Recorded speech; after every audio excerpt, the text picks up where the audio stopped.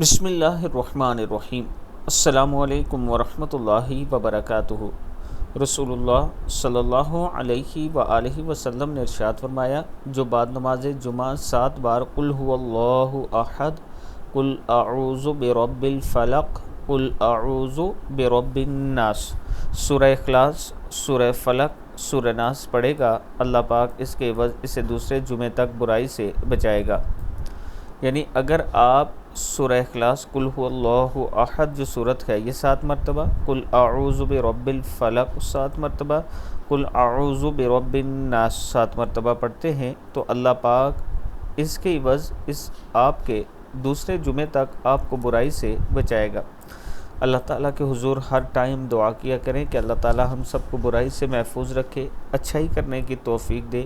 اللہ تعالیٰ ہمارے جتنے بزرگ فوت ہوئے ہیں آج تک ان سب کو جنت الفردوس میں اعلیٰ جگہ عطا فرمائے۔ جتنے بزرگ فوت ہو چکے ہیں ان کے لیے صدقہ جاریہ ضرور کیا کریں۔